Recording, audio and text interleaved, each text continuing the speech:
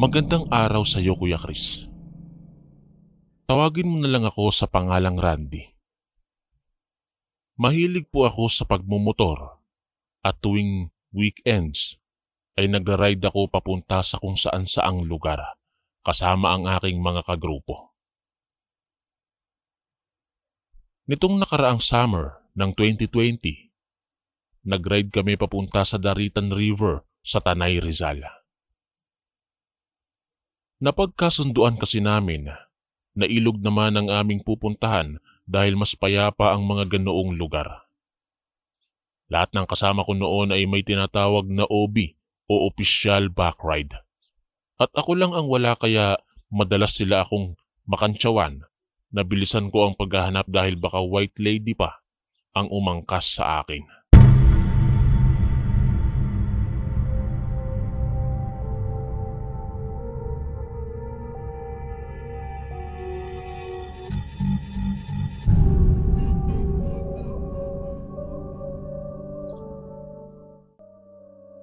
Ewan ko ba kung bakit napakailap sa akin ng mga babae. Kapag may natitipuhan ako, ay napi-friendzone kaagad ako oras na inumpisahan ko ang iparamdam sa kanilang iba ang gusto kong maging estado namin. Hindi naman po sa pagmamayabang, pero may itsura ako. 5'9" ang height at may maayos na trabaho. Kapag kinakantsawan ako ng aking mga kagrupo, ay madalas ko na lang sinasagot na hindi hinahanap ang partner in life dahil kusa itong dumarating at ayaw kong magkamali sa pagpili. Sabado ng umaga kami nag-umpisang bumiyahe papunta sa Daraitan River. Mula Taguig ay inabot kami ng 3 oras at kalahati bago nakarating sa ilog. Dahil dumaan pa kami sa Regina Rica Shrine. Pagdating namin sa Daraitan, ay nakakuha kami kaagad ng cottage at nag-umpisa na nga ang ilan sa mga kasama ko sa pag-iihaw ng mga dala naming isda at karne. Pangatlong beses na akong nakarating sa ilog na iyon pero parang hindi ako nananawa sa lugar dahil kapag naroroon ako ay payapang-payapa ang aking isipan. Habang abala ang mga kasamahan ko sa paghahanda ng mga pagkain namin, ay pumunta ako sa tindahan para bumili ng sigarilyo. Habang naninigarilyo, tumambay muna ako sa tindahan at pinagmasdang maigi ang ganda ng lugar. Ibang-iba talaga ang kapayapaang nabibigay sa akin ng kalikasan. Dito ko na naisip kung pwede lang sanang mag-overnight sa lugar at ayaw ko munang umuwi. Naisipan kong itanong sa tindera kung may malalapit bang bahay doon na pwedeng matulugan at laking tuwa ko nang sabihing mayroon na raw kubo na ipinapagamit sa mga taong gustong mag-overnight sa Daraitan. Itinuro nito ang 2 malalaking kubo sa gilid ng bundok na nakatapat naman sa ilog. Wala pa nga lang daw kuryente ang kubo pero hindi naman daw mainit sa gabi kaya hindi na kailangan ng electric fan. Kaagad kong sinabi iyon sa aking mga kasama at nagustuhan nila ang ideyang mag-overnight para naman daw masulit namin ang pagpunta roon. Kaagad kong kinausap ang may-ari ng kubo at nang magkasundo kami sa presyo ay hiningan ko ng ambag ang aking mga kasama. Dahil kinabukasan pa kami uuwi, nagpasya kaming mag-inuman. Tanghali na noon at habang nagkakasiyahan kami, ay may lumapit sa aming 2 babae. Inaalok kami ng mga ito ng isdang nilalako nila. Natakam ako sa mga tilapyang tabang na dala nila kaya agad akong pumili. Napansin ko na maganda yung isang babae. Mistisahin ito at balingkinita ng pangangatawan. Kung tititigang maigi, ay parang anak mayaman at hindi mo aakalaing magtitinda ng isda sa katanghaliang tapat. Dahil sa tama ng alak ay nagkalakas ako ng loob na makipagkilala rito. Napangiti naman ng babae tsaka hinawi ang buhok sa muka bago iniabot ang isang kamay at sinabing siya raw si Madeline. Sinubukan kong hingi ng number niya, pati ang Facebook account, pero wala raw siya ng mga iyon. Nagulat ako dahil may mga tao pa palang walang social media account at cellphone number ng mga panahong yon. Nang makaalis ang dalawang babae, ay katakot-takot na kantsaw ang inabot ko sa mga kasamahan ko. Kesyo marunong naman daw pala akong lumapit sa babae para makipagkilala. Sumabat pa yung isa na baka daw dahil sa alak kaya malakas ang loob ko. Hindi ko na lang sila pinansin dahil ang totoo ay hindi ko rin alam kung paano ko nagawa yon. Hindi naman ako mahiyain pero hindi ko gawaing lumapit sa babaeng noon ko lang nakita para makipagkilala. Nang maubos ang alak na iniinom namin, ay ako na ang nagpresentang bumili. Habang naglalakad ako papunta sa tindahan, nakasalubong kong muli si Madeline at ang kasama nito. Ngumiti ako sa kanila at napangiti din si Madeline. Pasimple naman siyang kinurot ng kasama sabay ngiti na parang nangaasar. Nilapitan ko sila at tinanong kung ubos na ba ang paninda nila. Tumangulang si Madeline. Dahil gusto ko pa sanang makausap ang babae, ay inalok ko silang magmerienda muna sa tindahan at libre ko. Tumanggi naman kaagad si Madeline dahil may handaan pa daw sa kanilang lugar kaya medyo nagmamadali din sila. Inalok pa ako nito na kung gusto ko ba raw ay pwede naman akong pumunta sa kanila at makisalo sa handaan nila. Tinanong ko kung saan babanda ang lugar nila at kung malapit lang naman ay pwede akong sumaglit. Tinanong pa ako nito kung sigurado daw ba akong pupunta dahil kung sigurado ay babalikan na lang daw niya ako ng alas 7 ng gabi para sunduin. Pumayag naman ako at sinabing hihintayin ko siya. Nawala ang tama ng alak sa akin pagkaalis nila Madeline dahil sa kung anong kaligayahang bigla kong naramdaman. Alam kong mapapataas ang kilay ng mga tagapakinig dahil masyado akong mabilis na nagtiwala at naniwala kay Madeline. Pagbalik ko sa cottage namin, ay ikinuwento ko sa kanila ang nangyari at ang plano ko na pagpunta kila Madeline. Napamura naman ng mga kasamahan naming babae, sabay sabing baka raw aswang si Madeline at balak lang akong isahog sa handaan nila. Sabay-sabay na nagtawanan ng mga kasamahan ko. Hindi naman ako nainis dahil sanay na ako sa ganoong mga biro nila. Sinabi ko na lang na pagbigyan na nila ako at baka iyon na ang pagkakataon para magkanobya naman ako. Pagdating ng alas 6 ng hapon, umakyat na kami sa kubong tutuluyan namin at ako naman ay naligo na at nag-ayos ng sarili para hindi naman nakakahiya kay Madeline. Habang nagbibihis ako, ay parang nagdadalawang isip na ako sa pagpunta. Bigla din kasi akong kinabahan. Ang balak ko pa noon ay sasabihin ko kay Madeline na hindi na ako tutuloy dahil masama ang aking pakiramdam kahit hindi naman talaga. Pagbaba ko papunta sa paradahan ng mga motor, ay natanaw ko na si Madeline kaya nagmamadali na akong lumapit sa kanya. Tinanong ko pa siya kung kanina pa ba siya roon at ngumiti lang ito at sinabing kararating lang daw niya. Ewan ko ba Kuya Chris, pero parang may kung anong bagay kay Madeline at hindi ko na nasabing hindi na ako tutuloy. Kaagad naman kaming sumakay sa motorsiklo ko. Paglabas namin sa Daraitan River, pumasok kami sa bako-bakong daan at liblib na lugar. Medyo nag-aalala na ako noon kung paano ako makababalik mag-isa dahil bukod sa madilim na ang daan ay hindi rin ako pamilyar sa lugar. Nagsisimula na akong magsisi kung bakit pa ako pumayag sa alok ni Madeline.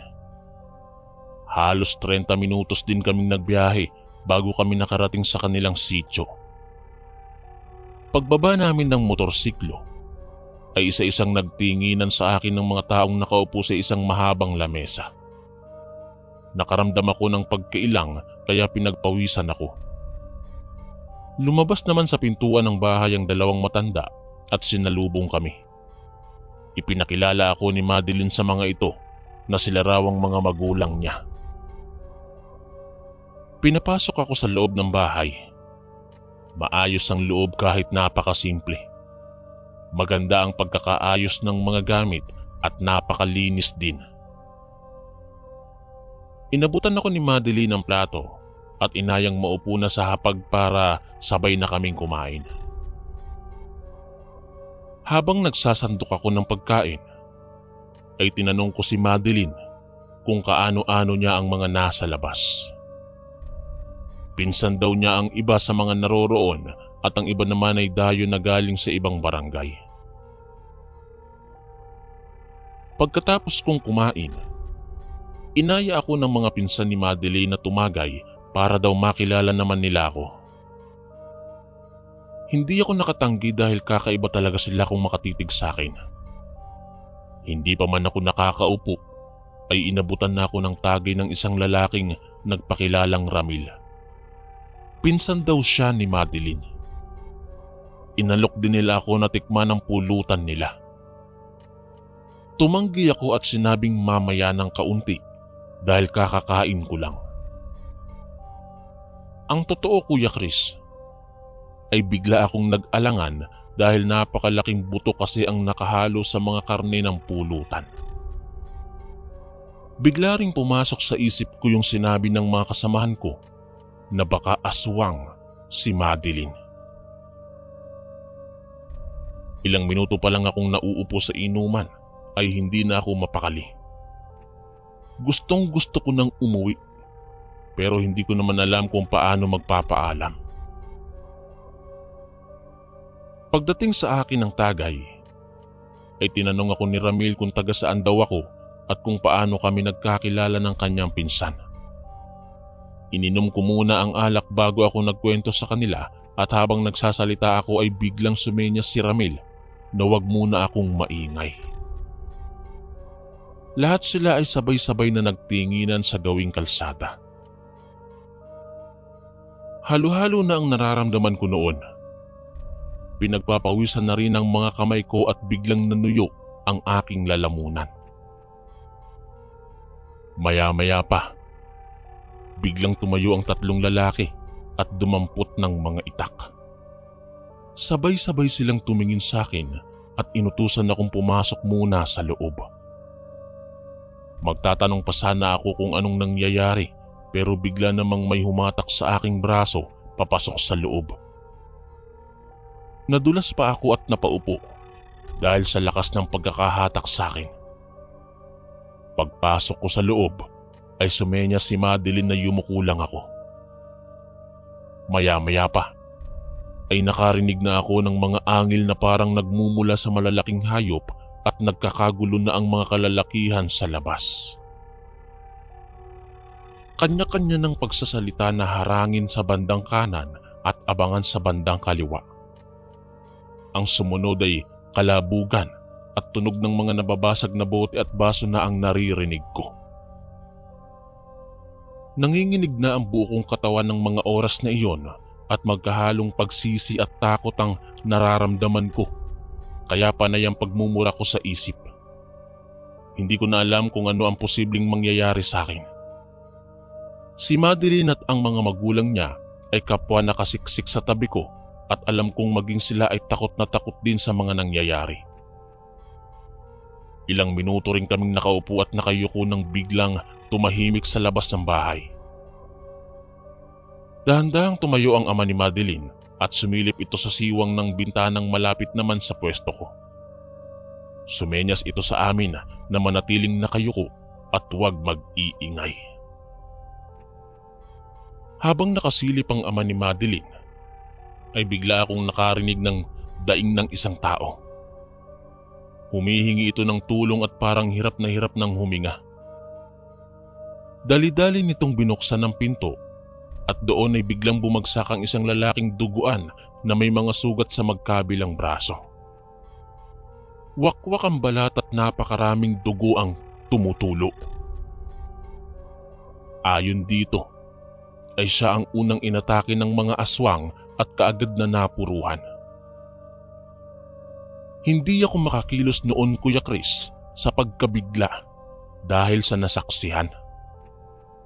Kung hindi pa ako hinawakan sa balikat ng ama ni Madeline ay hindi ako makakabalik sa wisyo. Pinagtulungan naming ipasok ang lalaki sa loob para gamutin ang mga sugat nito, pero hindi maampat ang dugo dahil sa laki ng sugat. Habang nilalapatan namin ang paunang lunas ang lalaki ay bigla na namang nagkagulo sa labas. Dinig na dinig ko ang kalampagan at pagbagsak ng kung ano-anong bagay.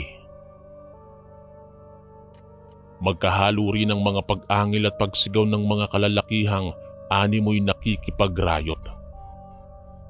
Dito na ako naglakas ng loob na magtanong kung ano ba ang nangyayari sa labas. Walang umimik ni isa sa mga kasama kong nasa loob ng bahay. Patuloy lang sila sa paglalagay ng kung ano-anong gamot at panali sa mga braso ng lalaking sugatan. Nang mga oras na yon, gusto ko nang makaalis sa lugar pero hindi ko alam kung paano. Todo-todo na rin ang pagsisisi ko sa pagsama kay Madeline pero wala na akong magagawa kundi ang masigurong ligtas ako. Kaya naghagilap ako ng anumang bagay na maaari kong magamit para pang depensa kung sakali mang makapasok sa loobang kung anumang may kagagawan ng gulo sa labas at pagkasugat ng lalaking ginagamot sa loob ng bahay. Nakita ko ang isang kutsilyo sa lababo. Mabilis akong tumayo at dinampot yun at tarantang-taranta na ako. Para na akong mababaliw pero pilit kong nilakasan ang loob ko. Habang nakatayo at nakatitig lang sa lalaking sugatan ay nagsalita ang ama ni Madeline. Humingi ito ng paumanhin sa akin at nangakong hindi ako maaano sa lugar basta wag lang muna akong lalabas hanggang sa matapos ang gulo. Ilang minuto lang at nawalan na ng malay ang lalaking sugatan kaya dito ko na naisip na makikipagsabayan na ako sa kung sino o anuman ang sakaling makapasok na sa loob ng bahay. Nagtanong ako kay Madeline kung may matibay ba silang panali na maaari kong gamitin. Itinuro niya ang drawer sa lababo na kaagad ko namang binuksan. Nang makakuha ko ng panali, ay kaagad kong tinalian ng hawakan ng kutsilyo tsaka ko ipinaikot sa aking kamay upang kahit anuman ang mangyari ay hindi maaalis sa pagkakahawak ko ang kutsilyo. Handa na talaga akong makipagsabayan noon nang biglang kalampagin ng kung sino ang pintuan at mga bintana. Kasabay rin noon ang mga pag-angil ng animoy mga galit na hayop. Tumayo na rin ang ama ni Madeline sa pagkakaupo at dinampot ang isang mahabang itak na nasa likod ng pinto. Si Madeline naman at ang kanyang ina ay humawak na ng tubong bakal at naghanda sa kung anumang makakapasok sa loob ng bahay. Walang umiimik ni isa sa amin at lahat kami ay nakatuon lang ang pansin sa pintuan at bintana. Patuloy pa rin ang pagkalampag na pakiwari ko ay anumang oras makakapasok na sa loob ang gumagawa nun. Pinagmasdan kong maigi ang pintuan at mga bintana. Gawa ito sa tabla, kaya alam kong makakaya itong sirain ng mga nasa labas dahil kita sa mga kahoy na may katagalan na ito at mukhang marupok na. Maya-maya pa, hindi nga ako nagkamali sa hinala ko at nagawang butasin ng nasa labas ang isang bintana. Parang nanlaki ang ulo ko at biglang nanghina ang aking mga tuhod nang makita ang ulong lumabas mula sa nabutas na bintana. Isa iyong aso na may malalaki at matatabang ngipin. Kakaiba ang mga mata nito dahil parang sa pusa at nanlilisik ito. Bumubula rin ang bunganga na kapag umaangil ay tumutulo ang malapot na laway. Hindi ako nakakilos dahil sa matinding takot at pagkabigla. Dali-dali namang tinaga ng ama ni Madeline ang ulo ng aso pero hindi man lang ito tinablan. Mas lalo lang itong nagalit at nagpumilit na makapasok. Hindi naman tumigil sa pagtaga ang matanda at nang maalis ang ulo ng aso ay patuloy pa rin siya sa paghataw ng itak. Kaya tinamaan ang butas na nilusutan ng ulo nito na naging dahilan ng pagkatipak ng ilang parte nun. Pinagtulungan ng kagatin ng dalawang aso ang butas hanggang sa lumaki ito. Nataranta ang tatay ni Madeline at nabitawan ng itak na hawak. Dito na ako naglakas ng loob na umatake. Pinagsasaksak ko yung dalawang aso at tinamaan ko ang isa sa mata nito. Umangil iyon ng napakalakas at mas lalong naging agresibo. Ang kaninang iisa lang ay naging 3 aso na ang nagpupumilit makapasok sa maliit na butas ng bintana. Palitan nilang tinatanggal ang tabla at unti-unti nang lumaki ang butas. Nang magkasya na ang 2 ulo ng mga aso ay umatras ang mga ito at tumigil sa ginagawa. Maya-maya pa ay sinubukang lumusot ng isa sa mga aso pero dahil sa laki nito ay hindi nagkasya ang buong katawan. Kaya nakakuha ako ng pagkakataon para undayan ito ng saksak sa bandang liig. Hindi ko ito tinamaan. Kamuntik pa akong makagat sa braso kaya napaatras ako. Mabilis namang inundayan ng taga ng ama ni Madeline ng hayop pero gaya ng unang nangyari ay hindi ito tinablan na parang gulong ng sasakyan ang kunat ng balat. Tumulong na rin ang mag-ina at pinaghahampas ng tubo ang aso pero habang ginagawa nila iyon ay mas lalong nanggagalaiti sa galit ang hayop na para bang walang ibang gusto kundi ang atakihin kami. Nagpupumilit naman ang hayop na makapasok pero hindi talaga ito magkasya. Ilang minuto din kaming patuloy sa pag-atake doon sa hayop nang biglang lumaylay ang ulo nito at nawalan ng buhay. Ang buong akala ko ay kami ang nakapatay sa hayop pero isang malakas na boses ang tumawag mula sa labas ng bahay at tinatawag ang 2 pangalan. Si Mang Adarlo at Aling Olivia, ang mga magulang ni Madeline. Sumagot naman ang 2 matanda at sinabing ayos lang kami sa loob. Yun ang unang beses kong narinig ang pangalan ng mga magulang ni Madeline. Hindi kasi ito nagpakilala sa akin nung dumating ako. Hinatak ng lalaking tumawag sa mga magulang ni Madeline ang katawan ng mga aso bago sumilip sa butas. Sinabi nito na naroroon na ang iba nilang kasama kaya wag na kaming mag-alala. Medyo nakahinga ako ng maluwag noon dahil sa sinabi ng lalaki pero bigla ring bumalik ang takot ko nang muling madinig ang mga pag-angil ng mga hayop sa paligid.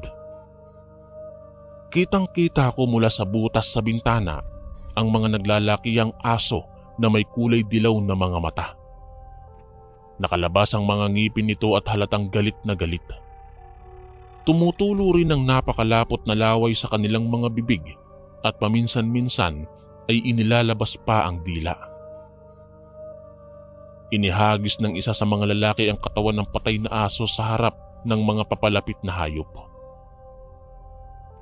Tumigil naman sa paglapit ang mga ito at isa-isang nilapitan ng patay na kalahi bago inamoy. Matapos iyon ay sabay-sabay na umangil ang mga hayop at tumitig sa mga taong kaharap. Kinagat ng 2 aso ang katawan ng patay na kalahi at hinatak ito papalayo sa lugar. Naiwan ang pinakamalaki at pinakanakakatakot ang itsura na nakatitig lang sa mga taong nasa labas ng bahay.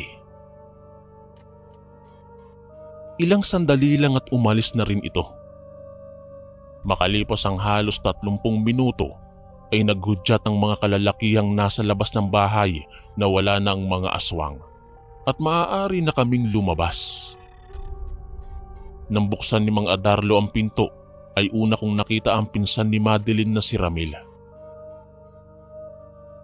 Tumango ito sa akin at tipid ng ngumiti, tsaka nagtanong sa akin kung kamusta ang pagbati sa akin ng mga aswang sa kanilang lugar. Hindi ako nakasagot. Napaupo na lang ako habang kinakalagang nakataling kutsilyo sa aking kamay. Pakiramdam ko ay pagod na pagod ako at gutom na gutom dahil sa mga nangyari. Muli akong tinanong ni Ramil kung babalik pa ba ako sa kanila at kung itutuloy ko pa ba ang panliligaw kay Madeline. Hindi ako nakaimik dahil hindi pa rin maproseso ng isip ko ang mga nasaksihan. Bumalik sa pag-iinom ang mga kalalakihan na para bang walang nangyari. Nang makabawi ako ng lakas, ay muli akong sumali sa inuman at doon ay sinabi nila sa akin na ang sityo daw nila ay kinatatakutan at tinatawag na sityo ng mga aswang. Pero ang totoo, sila may hindi rin alam kung saan naninirahan o nagmumula ang mga aswang na umaatake sa lugar nila. Umaatake lang naman daw ang mga aswang kapag may handaan sa lugar nila at mayroong dayo. Panay ang tagay ko noon at tipid na tipid ang pagsasalita. Nang sumapit ang 5:00 ng madaling araw, ay hinatid ako ni Ramil at ng 2 pang lalaki palabas ng kanilang sityo. Si Madeline naman ay humingi ng paumanhin sa akin at nauunawaan daw niya kung hindi na ako babalik sa kanila. Ngumiti lang ako at nagpasalamat sa maayos na pagtanggap sa akin. Hindi ko na po naikwento sa mga kagrupo ko ang nangyari kahit panay ang tanong nila sa akin tungkol kay Madeline. Sa ngayon po Kuya Chris, wala na akong balita kay Madeline at hindi ko na rin tinangkapang balikan ang lugar nila. Hanggang dito na lang po ang aking kwento at sana ay nagustuhan ito ng mga tagapakinig mo. Maraming salamat po sa pagbibigay ng pagkakataong maibahagi ang aking karanasan sa tinatawag na sityo ng mga aswang. Ako po si Randy, ang inyong kaistorya.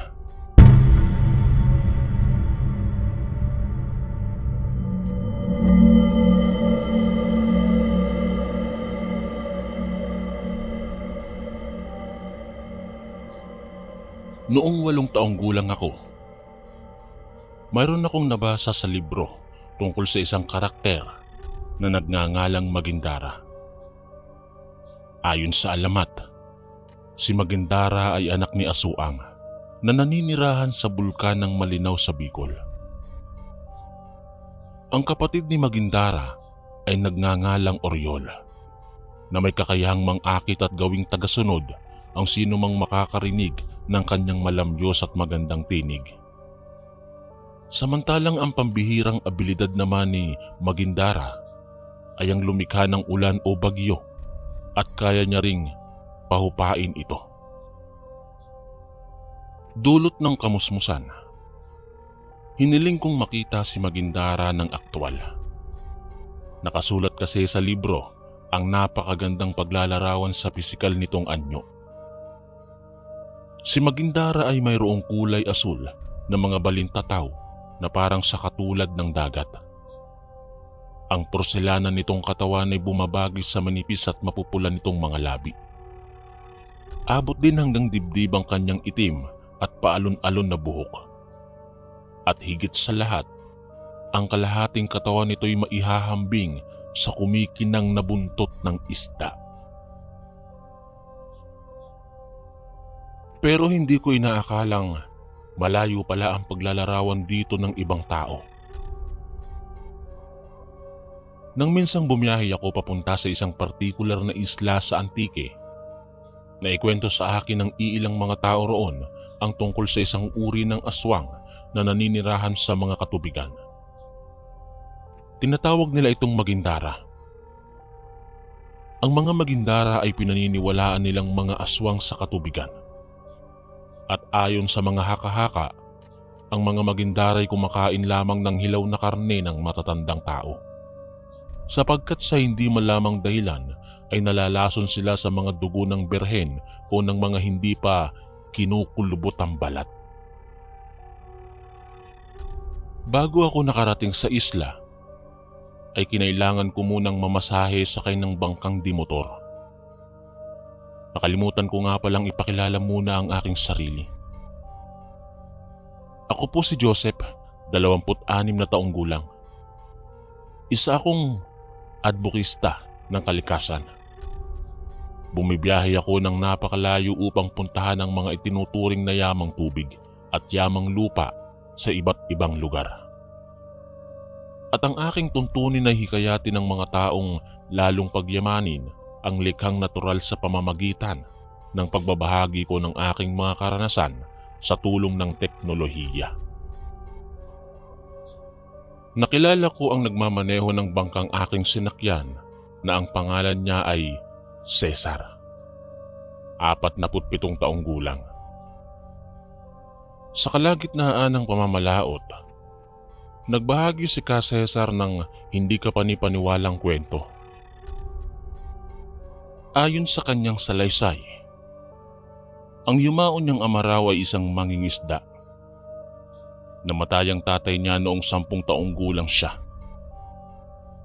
Sa katunayan, hindi nila inaasahan ang pagkamatay ng kanilang ama dahil maayos naman ang takbo ng panahon ng minsang pumalaot ito upang manghuli ng isda na siya namang binibenta ng kanyang ina sa bayan. Hindi tulad ng kinasanayan, palubog na ang araw ngunit hindi pa rin umuuwi ang kanilang ama kaya't minabuti nilang suriin ang kalagayan nito. Ngunit hingal na dumating ang kapitbahay nila at mangiyak-ngiyak na ibinalitang natagpuan ang bangka ng kanilang ama sa tabi ng ilog. At ang laman nito ay ang dugo ang damit ng kanilang ama. Walang nahagilap na katawan at sa magpahanggang ngayon, hindi pa rin malinaw ang tunay na sinapit ng ama ni Ka Cesar. Nabanggit ni Ka Cesar ang tungkol sa Magindara. Naniniwala umano siyang ang Magindara ang may kagagawan nun. Nang marinig ang kwento ng bangkero, lalo akong nagkaroon ng interes sa isla. Magandang oportunidad ito upang makahakot ng mas maraming mga taga-subaybay na mahilig sa mga kwentong hiwaga. Naging payapa naman ang unang araw ko sa isla.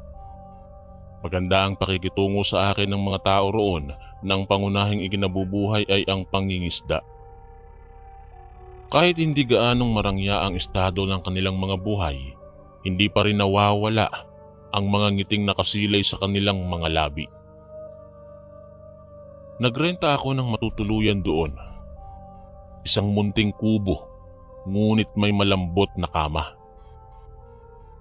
Gustong-gusto ko sa isla, lalo na sa tuwing pagsapit ng gabi. Maliban kasi sa mga huni ng kuliglig, ay ang tunog ng mga paghampas ng alon lamang ang aking maririnig habang nakaupo sa pinong buhanginan. Sa pangalawang gabi, ay inanyayahan ako ng mga kalalakihan doon na makiisa sa kanilang inuman. Bilang paggalang naman ay hindi ko ito tinanggihan. Sa kalagitnaan ng aming pagsasaya, ay napunta ang usapan sa sinasabing aswang ng katubigan na tinatawag nilang Magindara. Ani ka, Dado, mga estupido lamang ang maniniwalang totoo ang mga Magindara. Estratehiya lamang anya ito ng dating mga mangingisda upang takutin ang kapwa mga mangingisda at hindi sila masapawan. Sumalungat naman dito si Ka Ernie. Kung ganon, paano nyo maipapaliwanag ang sinapit ni Ka Pedro? Bahagyang natawa rito si Ka Dado. Ang sagot naman nito'y, ay, napakatagal na niyan. Mga bata pa lamang tayo noon ni na Cesar. Sinadya lang na ipakalat ang mga haka-hakang aswang ang may kagagawan noon. Para matakot ang mga katulad nating bata noon na wag nang magtambay sa ilog. Wika nito sabay tungga sa baso. Sumabat naman ako sa usapan at saka tinanong kung sino ang tinutukoy nilang Ka Pedro. Si Ka Pedro pala ay ang tatay ni Ka Cesar, yung nagmamaneho ng bangkang sinakyan ko papunta rito sa isla. Nagpatuloy ang palitan nila Ka Dado at Ka Ernie ng mga argumento patungkol sa eksistensya ng sinasabi nilang Magindara. Ang iba naman naming mga kainuman ay tamang pakinig lang. "Yan ka na nga muna, Ernie. Iihi lang ako saglit, mga kumpare."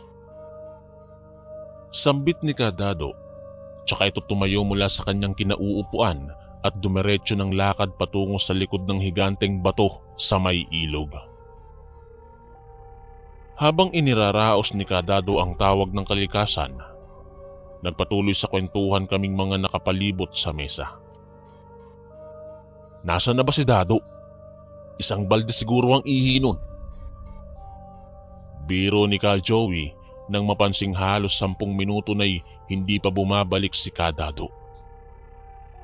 Sinubukan kong tanawin si Ka Dado roon sa may malaking bato kung saan siya huminto para umihi, pero laking pagtataka ko nang hindi ito mahagilap ng aking mga mata.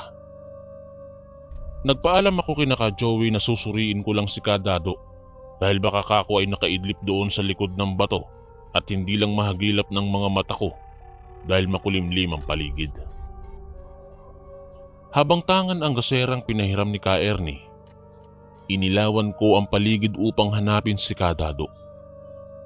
Ngunit nanlaki ang aking mga mata nang mahagip ng liwanag ang sirasirang puting polo at ang maong na pantalon nito na palutang-lutang sa ilog.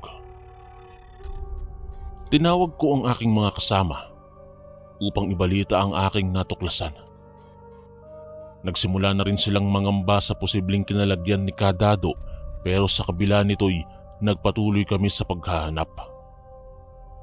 Humingi na rin sila ng tulong sa mga otoridad upang hanapin ang katawan ni Ka Dado.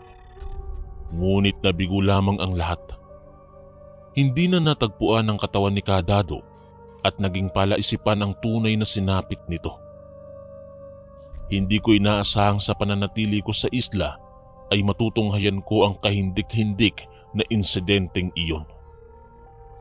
Ibinahagi ko ang karanasan kong ito sa aking mga taga-subaybay at marami ang naging interesado sa isla, kaya naman sa kabila ng pangamba, nanatili ako rito upang bigyang katuparan ang hiling nilang imbestigahan ko ang lihim na nagkukubli sa isla. Sinubukan kong tuklasin ang hiwagang bumabalot sa lugar. Isang gabi ay mag-isa akong tumungo sa may dalampasigan at gamit ang dala kong pang-ilaw, pinagmasdan ko ang kailaliman ng tubig mula sa kalinawan nito. Nagbabaka sakali akong mangyaring makaengkwentro ko ang pinaniniwalaan nilang Magindara. Kung maisakatuparan ko ito'y tiyak na mas lalong tutunog ang aking pangalan. Ilang sandali ang lumipas. Napabalikwas ako nang mula sa di kalayuan. Nasaksihan ko ang isang babaeng umahon mula sa tubig. Nakasuot ito ng manipis na puting bestida. Kaya't talaga namang hindi ko napigilang ituon ang aking mga mata sa pakurbang hugis ng kanyang baywang. Nahuli ako nitong nakatulala sa kanyang katawan, kaya't agad niyang iniharang ang mga braso upang ikubli ang bakat na dibdib.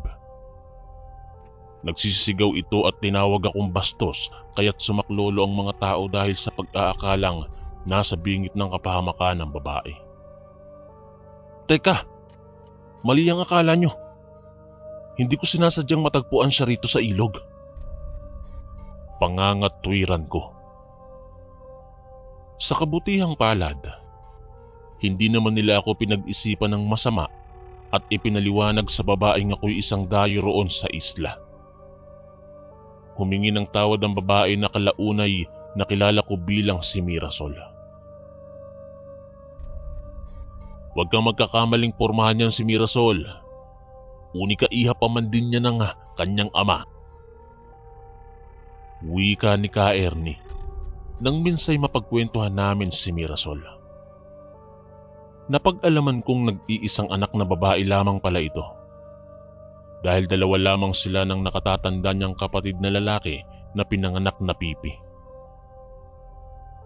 Magaan ang loob ko sa batang yan dahil may hawig siya sa unang babaeng nakarelasyon ko. Pagkukwento ni Ka Ernie. Talaga ho? Anong pangalan niya? Usisa ako. Ayon sa kwento ni Ka Ernie, Luningning ang pangalan ng babaeng tinutukoy niya.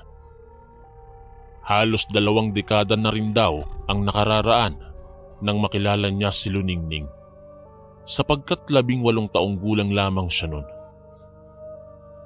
Subalit isang araw, bigla na lamang anyang naglaho ang kanyang dating kasintahan. Wala rin itong pamilya kaya't wala siyang mapagtanungan sa posibleng kinaroroonan nito. Sa kabila ng ilang taong paghihintay na bumalik ang dalaga, ni anino nito'y hindi na muling nagpakita. Nakakalungkot na marinig ang kwento ni Ka Ernie. Mayroon pa rin umanong mga gabing hinihiling niyang masilayan niyang muli ang imahe ni Luningning at mahaplos ang balat nito kahit sa huling pagkakataon. Ganoon pa man, masaya naman siya anya sa bago niyang asawa. Sa katunayan, meron na silang 3 anak. Siya nga pala. Bukas ay dadalaw kami ng aking mga kasama sa bahay ni Ka Doming upang makiisa sa pagluluto ng mga ihahanda para sa 18 kaarawan ng anak niyang si Mirasol. Saad ni Ka Ernie. Makabubuti raw kung sasama ako't tumulong upang makabawi kay Mirasol sa insidenteng nangyari nung isang gabi. Sige ho, sasama ako bukas. Pagsang-ayon ko naman. Sa totoo lang, ikagagalak kong muling masilayan ang nakabibighaning ganda ni Mirasol. Kaya't nung sumunod na araw din ay sumama ako kina Ka Ernie patungo sa bahay ng dalaga. Habang abala ako sa pagsibak ng mga kahoy na siyang gagamitin bilang panggatong, naulinigan ko ang mga bulong-bulungan ng 3 mga lalaking nakikiisa sa paghahanda para sa kaarawan ni Mirasol. Ang sabi ng isa, talagang mahal na mahal umano ni Ka Doming ang unika iha nito. Sumabat naman yung isa at sinabing, itinuturing niyang swerte ang anak niyang si Mirasol eh. Hindi niyo ba napapansin? Mula nang dumating ang dalagat kapatid niya rito sa isla, palagi nang may masaganang huli si Doming sa pangingisda. Sinangayunan naman ito ng kanyang mga kasama at dagdag pa nila, tunay nga ang paniniwala ng ilan na may swerteng hatid sa pamilya ang unika iha. Nang matapos kami sa pagluluto ng mga ihahandang pagkain, sinimulan na ni Ka Doming ang pagdiriwang para sa kaarawan ng kanyang anak na si Mirasol. Hindi mawawala sa mga pagdiriwang ang alak, kaya't naanyayahan na naman ako sa inuman. Nang maramdaman ko na ang pagkahilo, nagpaalam muna ako sa aking mga kasama upang sumuka. Kumaripas ako ng takbo patungo sa may liblib na kakahuyan at doon ipinagpahinga ang sarili dahil mas lalo akong nahihilo kapag naaamoy ang alak. Sumandal ako sa may malaking puno habang nakaupo sa damuhan. Maya-maya pa ay may narinig akong mahinang mga pag-ungol na gumising sa natutulog kong diwa. Tumayo ako sa kabila ng pagkahilo upang tuntunin ang pinanggagalingan nito. Tsaka lamang ako nanumbalik sa ulirat nang matuklasan ko si Ka Joey na mahigpit na nakahawak sa mga braso ni Mirasol. Hinintay ko talaga ang araw na ito kung kailan mas hinog na ang iyong katawan. Wika ni Ka Joey na bakas sa tono ang balak niyang kahalayan. Hindi naman mapapansin ang pag-ayaw sa dalaga. Hinayaan itong sakupin ng palad ni Ka Joey ang bawat pulgada ng kanyang balat. Palihim akong umalis ng kakahuyan nang may sama ng loob. Hindi ako makapaniwalang sa likod ng maamong mukha ni Mirasol ay magagawa niyang pumayag na makipagrelasyon sa mga matatandang katulad ni Ka Joey. Muli akong tumungga ng alak at ibinuntun dito ang pagkadismaya. Alas 10 na ako nagising kinabukasan dahil sa sobrang pagkalasing. Ngunit hindi ko inaasahang isa na namang kahindik-hindik na balita ang bubungad sa aking umaga. Katulad ng sinapit ni Ka Dado at ng yumaong ama ni Ka Cesar, natagpuan sa dalampasigan ng dugo ang damit ni Ka Joey na palutang-lutang. Walang makapagsabi sa kinaroroonan ng katawan ng matanda.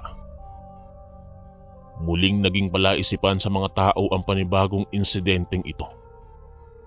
Lalong lumakas ang kanilang mga kutob ukol sa pananahan sa isla ng pinaniniwalaang aswang ng katubigan o kung tawagin ay Magindara. Sa pagkakaalala ko'y huli kong nakita si Ka Joey na nakikipagtalik kay Mirasol sa kakahuyan nung parehong araw na ipinagdiwang namin ang 80 kaarawan ng dalaga. Nagkaroon ng padasal sa bahay ni Ka Joey bilang pag-alala sa biglaan nitong pagkawala. Nakakaawa ang naiwan niyang pamilya. Mayroon na siyang asawa at 2 anak, ngunit nagawa niya pang magtaksil upang bigyang kaluguran ng kanyang pagkauhaw sa laman. Hindi ko naaaninag ang presensya ni Mirasol. Marahil ay hindi niya gustong makaharap ang asawa ng yumaong karelasyon. Napag-usapan namin ni Ka Ernie ang pagkawala ni Ka Joey.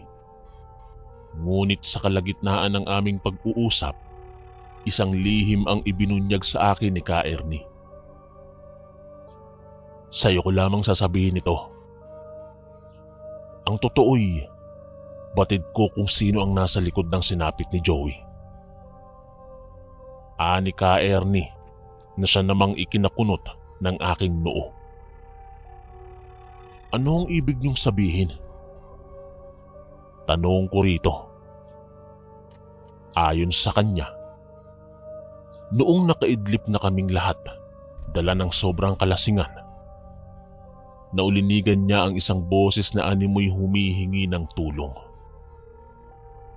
Tinuntun niya ang pinanggalingan nito at napunta siya sa may dalampasigan. Nagtago siya sa likod ng higanteng bato at saka pinanindigan ng balahibo habang pinapanood ang isang nilalang na may buntot ng sa isda at nakakapangilabot na itsura na tahasang binutas ang tiyan ni Ka Joey sa pamamagitan lamang ng matatalas na mga kuko. Kinuha ng halimaw ang mga lamang loob ni Ka Joey at animoy gutom na tigring nilantaka ng mga ito. Kitang-kita rin ang kanyang 2 mga mata kung paanong walang pakundangang dinukot ng halimaw ang puso ni Ka Joey at nginuya ito. Ang halimaw umano ay isang Magindara. Ngunit mas hindi ko inaasahan ang sumunod na lihim na ibinunyag ni Ka Ernie. Nang matapos umano ang Magindara sa pagkain ng karne ni Ka Joey, itinapon nito ang mga tira-tirang laman sa malayong parte ng ilog at saka nagbagong anyo. Hindi umano siya nagkakamali sa kanyang nakita. Ang Magindara ay nagpalit ng itsura sa wangis ni Mirasol. Si Mirasol ang Magindarang nananalasa sa isla. Ngunit ang hindi alam ni Ka Ernie kung paano niya kukumbinsihin ang lahat sa isla gayong wala naman siyang mailapag na patunay maliban sa kanyang mga salaysay. Natatakot din siyang pag-isipan siya ng masama ng mga tao at akalaing sinisiraan niya lamang ang pamilya ni Ka Domeng dulot ng inggit sapagkat palaging masagana ang mga huli nito kumpara sa iba pang katulad niyang mga mangingisda. Pinayuhan ko si Ka Ernie na kailangan muna naming hulihin sa akto si Mirasol bago namin isiwalat ang tunay nitong pagkatao. Nagsagawa kami ng plano ni Ka Ernie. Si Ka Ernie ang nakaisip ng ideyang gawing pain ng kanyang sarili. Dahil matatanda lang naman ang pinupuntirya ng mga Magindara. Susubukan niya umanong linlangin si Mirasol hanggang sa magbagong anyo ito sa pagiging Magindara, habang ako na may palihim na tututukan ng video ang pagbabagong anyo nito gamit ang aking telepono. Kaya naman nung sumunod na gabi, tumungo si Ka Ernie sa may ilog. Kunwari nagpapahangin lamang siya roon, samantalang ako'y nagtatago sa ilalim ng malaking puno, tangan ng aking telepono. Maya-maya rin ay natanaw ko na mula sa malayo si Mirasol na naglalakad patungo sa direksyon ni Ka Ernie. Nang tuluyan na itong makalapit sa lalaki, sumilay ang ngiti sa kanyang mga labi at saka bumati. "Magandang gabi po, Ka Ernie." Puno ng galang nitong saad. "Oh, magandang gabi rin sa'yo, iha. Anong ginagawa mo at naparito ka? Gabi na ah." Tugon naman ni Ka Ernie na para bang lingid sa kanyang kaalaman ang tunay na pakay ng dalaga. Nagrason naman si Mirasol na balak niya sanang maligo sa ilog. "Pero kung gusto nyo samahan niyo po akong maligo." Sigurado akong lumapad ang mga tenga ni Ka Ernie sa narinig. Pagkakataon niya ng sakya ng panlilinlang nang nagbabalat kayong aswang na nasa kanyang harapan. Hindi naman na nagpatumpik-tumpik pa si Ka Ernie at agad na pumayag. Akala siguro ni Mirasol ay kumagat na sa kanyang panunukso si Ka Ernie. Magkahawak kamay silang lumusong sa tubig.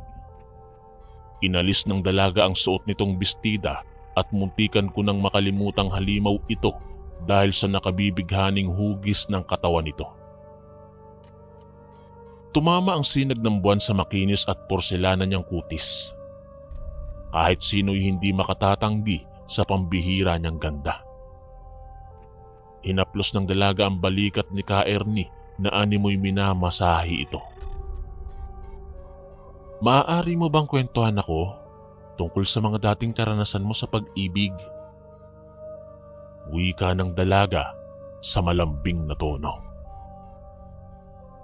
Nanatili ako sa likod ng malaking bato habang kinukuhanan ng video ang tagpo nilang dalawa. Matinding bilin ko kay Ka Ernie na sakyan niya lang ang mga pagkukunwari ng dalaga hanggang sa magbagong anyo, at kako'y huwag siyang mag-alala dahil agad naman akong sasaklolo. Isinalaysay ni Ka Ernie kay Mirasol ang kwento nila ng kanyang dating kasintahan na si Luningning. Taimtim naman na nakikinig si Mirasol sa kwento ng lalaki hanggang matapos ito. "Nais mo ba siyang makita ulit?" Sa tanong na ito ni Mirasol ay tumango si Ka Ernie. "Nasa harapan mo lamang siya." Kumunot ang noo ni Ka Ernie sa tinura ng dalaga at tinanong ito kung anong ibig niyang sabihin. "Ako si Luningning, Ernie." Halos mabitiwan ko ang hawak kong telepono pagkasabi nun ni Mirasol. Isiniwalat ni Mirasol ang katotohanan, kaya siya biglang naglaho noon at hindi na muling nagpakita pa kay Ka Ernie dahil nahulog ang kanyang loob sa ibang lalaki. At ang lalaking iyon ay si Doming. "Si Doming? Ang iyong ama?" Tanong ni Ka Ernie sa malakas na boses. "Hindi ko tunay na ama si Doming." Tugon naman ng dalaga. "Anya, nagbabalat kayo lamang siya sa panibagong anyo ng tao upang hindi siya makilala ni Ka Ernie bilang si Luningning na dati nitong kasintahan. Nagpanggap siya ng kanyang kapatid na bagong salta sa isla at nagkunwaring dati silang naninirahan sa probinsya ng kanilang ina na nakipaghiwalay na kuno sa nagpapanggap nilang ama na si Doming. Pero hindi totoo na bago silang salta sa isla. Matagal na silang naninirahan sa kailaliman ng ilog ng kanyang kapatid na nagmula sa angkan ni Oriol. Ngunit ang kakayahan sana nitong makapanlin lang gamit ang tinig ay naglaho nang mawala ang boses at tuluyan ng naging pipi. Hindi ako naniniwala. Wika ni Ka Ernie sa nanginginig na boses na batid kong paraan niya upang maudyok si Mirasol na magbagong anyo sa pagiging Magindara. Nailublob ni Mirasol ang buong katawan niya sa tubig. Mahigpit ko namang hinawakan ang aking telepono upang matiyak na makukuhanan ko ang kanyang pagbabagong anyo. Ilang segundo ang lumipas. Umahon ito mula sa ilalim. Iwinaksi niya ang kanyang mga daliring may matatalas na mga kuko. Ibinuka rin nito ang kanyang bibig at lumabas ang nakauslit matutulis nitong mga ngipin. Itinutok ko ang kamera ng aking telepono sa kanyang kulay itim na buntot ng tulad ng sa isda.